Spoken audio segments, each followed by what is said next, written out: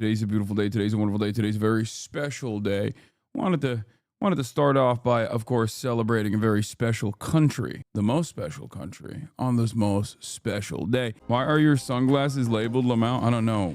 Mark Jacobs literally sent this to me directly, like straight up. That's not even a joke. That's not even a meme. They were like, yo, Hassan, we want you to have this. And I was like, thanks, Mark. Sure thing, bud. As someone who used to be a major Ameribu, is someone who's still a major Ameribu, I would say that like I always loved getting hyped up for 4th of July, and it's like this is probably the first year where it's like it feels hard to even fake it, you know what I mean? Yeah, like the Aussie boys used to love 4th of July. They would come every year during the 4th of July. They can't even come this year, you know what I mean? Hard to fake excitement for this 4th of July.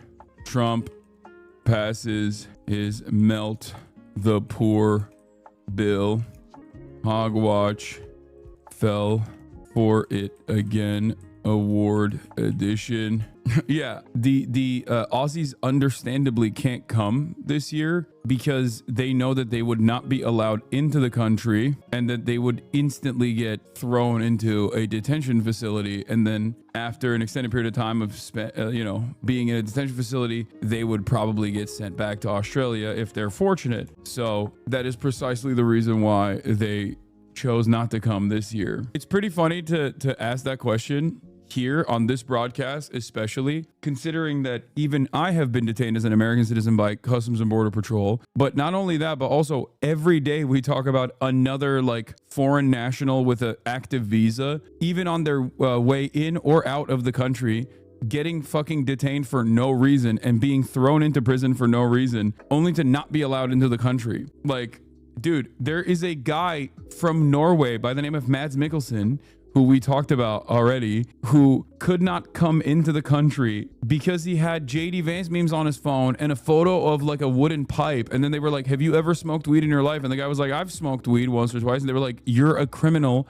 You're not allowed to come into this country. How dare you? Not the actor, just some random Norwegian guy who also is named Mads Mikkelsen. You know, that's just how we do things nowadays, brother. This is how we do things. This is how things work. Okay. So I don't think my communist Australian buddies who have literally tried to enter a CIA base and filmed themselves in the process in Australia, who have literally gone to North Korea and China numerous times, like, I don't think they would be allowed into the country. I wouldn't even recommend like normies coming to the United States of America right now, let alone people who have any sort of political activity that they've engaged in. And for the record, as I've said, like this 4th of July, as someone who, I'm going to be super sincere, as someone who obviously, was a major Ameribu, I came here, right? Like I came here from Turkey. I have not shied away from openly saying how much I admire America, or at least like the vision of America, the dream of America. I love celebrating 4th of July. I love celebrating all the fun stuff that Americans do. I have a long-standing bit about how Muslims don't have any like fun holidays that we celebrate, you know what I mean? Like Ramadan is the thing that we do in Turkey and in the entire Muslim world. And Ramadan is like literally 30 days of fasting from sun up to sundown, no water. Like that's crazy. You know, that's not exactly like Americans, and their holidays and their celebrations are all capitalist. It's fucking awesome. They just run around and consume food, get drunk, get blasted, and purchase commodities. Like that's incredible. They hang out with family. They shoot explosives. Like that's awesome, right? We don't really do stuff like that. So I've always loved celebrating these things, even as a late bloomer, following it from behind. Having said that, this 4th of July, I can't even fake it, dude. And I guess I'm not alone in this. It seems we have CNN's chief data analyst, Holy Toledo, Harry Enton, who also is crunching the numbers on patriotism. And it seems like a lot of Americans are hitting a record low of patriotism, specifically Democrats. You bought the bullshit lie while folks tell themselves about America. Low-key sad, to be honest, because it's understandable how it happened, but it's still an exaggerated lie. Yeah, you do realize that that's everyone outside of the country, right? Like everyone outside of the country thinks like this is the land of prosperity. Even when the land of prosperity is like directly dropping bombs on their heads, most people still think like this is the country, like this is the place to be. And then you come here, and in the past, at least like given the actions of America over there, when people over there came here, they would at least experience like a little bit more improvement on their immediate living standards as a consequence of not being bombed any longer by the country that's bombing them. So that used to be like the meta. That's why, immigrants that come here are very grateful, very excited to be here and shit. But like nowadays, given that the prosperity faucet has been diminished, they've really shut that off. And they don't even America doesn't even try to make it seem like you can get a better hand here. There's not a whole lot of like, yeah, no, I love following the American dream coming from a lot of people. And I say this as someone who is the method, is the example of success.